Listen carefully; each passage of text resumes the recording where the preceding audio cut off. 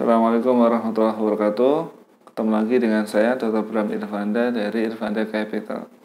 Kali ini kita akan bahas kembali ke buku The Theory of Investment Value karya John Boor Williams. Jadi John Boor Williams ini dan buku ini adalah orang dan buku yang dipakai Warren Buffett sebagai pedoman untuk valuasi. Kalau di luar sana, kalau kita bilang valuasi, tentu saja yang ada di pikiran adalah Damodaran, Profesor Damodaran. Tapi Warren Buffett menganggap valuasi Damodaran itu aneh karena dia masuk teori investasi modern yang tidak sesuai dengan value investing. Nah, sekarang kita sampai ke bab pertama, part ketiga.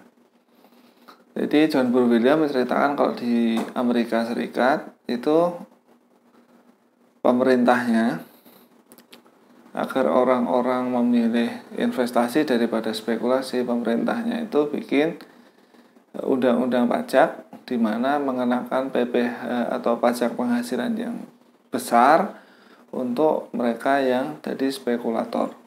Jadi kalau jangkanya pendek, investasi saham jangka pendek, maka pajaknya besar, tapi kalau investasi jangka panjang, maka pajaknya kecil. Jadi di pajak yang sekitar 10 tahun, 5-10 tahun itu sekitar 40-30% saja. Jadi itu yang jangka panjang. Nah, karena skema ini maka orang-orang balik jadi investor atau mereka jadi berinvestasi daripada berspekulasi. Investor-investor ini maka akan selalu balik ketika dia berinvestasi akan selalu balik pada pertanyaan berapa nilai investasi dari sekuritas ini, wajarnya berapa sih? Nah, jadi definisi nilai investasi atau investment value adalah nilai sekarang dari, kalau saham itu berarti dari dividen, seluruh dividen yang akan didapat di masa depan. Jadi nilai sekarang dari seluruh dividen yang didapat di masa depan. Dan kalau itu bond atau obligasi, maka dari seluruh kupon yang akan didapat di masa depan plus principal. Jadi itu definisi investment value atau nilai investasi. Terus definisi investment value ini sudah sesuai dengan teori ekonomi yang sudah diakui bertahun-tahun. Jadi John Boor Williams menjelaskan itu, yang ketika pencarian teori ekonominya itu bertanya apakah orang-orang yang rasional lakukan, apa yang orang-orang lakukan saat ia rasional 100% dan sedang mencari kebenaran untuk kepentingannya. Jadi pertanyaannya ketika mencari teori ekonomi adalah seperti itu. Jadi apakah orang-orang yang apa yang orang-orang lakukan ketika ia rasional 100% atau 100% rasional dan sedang mencari kebenaran untuk kepentingannya.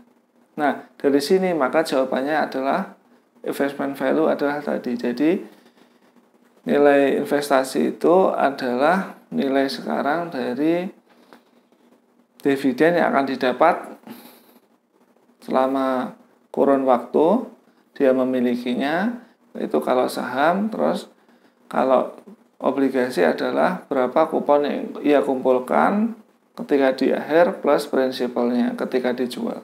Nah, bila terjadi persaingan sempurna, jadi contoh gini, semua trader itu punya informasi yang sama terhadap suatu sekuritas, maka trader itu tidak bisa membeli di bawah dari nilai dari investasinya. Jadi hanya bisa membeli nilai dari berapa dividen yang didapat selama periode itu, atau kalau obligasi berarti berapa kupon yang didapat selama periode itu plus prinsipal. Nilai ini adalah nilai investasi dari suatu sekuritas. Jadi harga ini, harga yang tidak bisa di bawah nilai dividen atau nilai kupon plus prinsipal itu adalah harga yang merupakan nilai dari suatu investasi. Jadi kalau definisi ini kita pegang betul-betul, maka kita tidak akan terkena atau terperosok pada penipuan-penipuan atau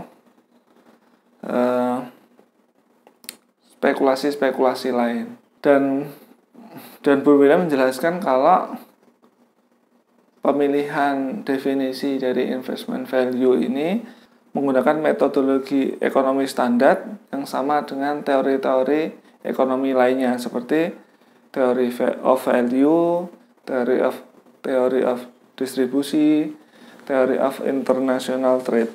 Jadi penamaan atau penciptaan definisi ini sudah sesuai dengan teori-teori itu.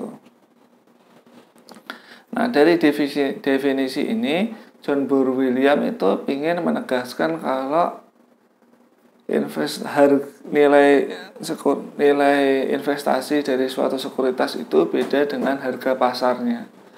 Jadi contoh, nilainya 10 triliun, harga pasarnya bisa 5 triliun.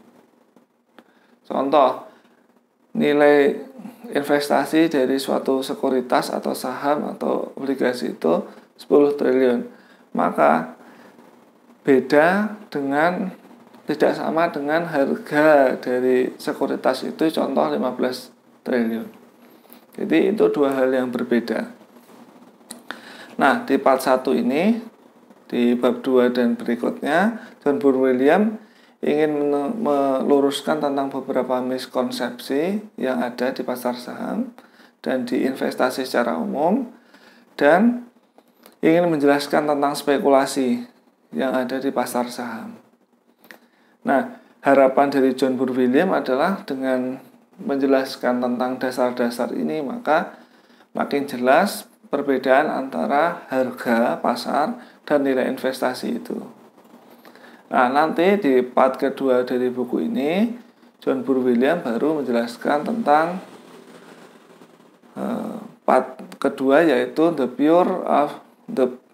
pure theory of investment value. Jadi ikuti pembahasan tentang buku ini agar teman-teman jadi tahu bagaimana menetapkan atau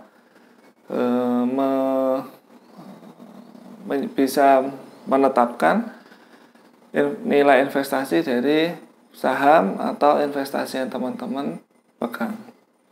Jadi seperti itu bab 1 part ketiga dari buku The Theory of Investment Value. Terima kasih atas perhatiannya. Bila ada pertanyaan terkait materi ini, silakan tulis di kolom komentar di bawah. Terima kasih atas perhatiannya. Assalamualaikum warahmatullahi wabarakatuh.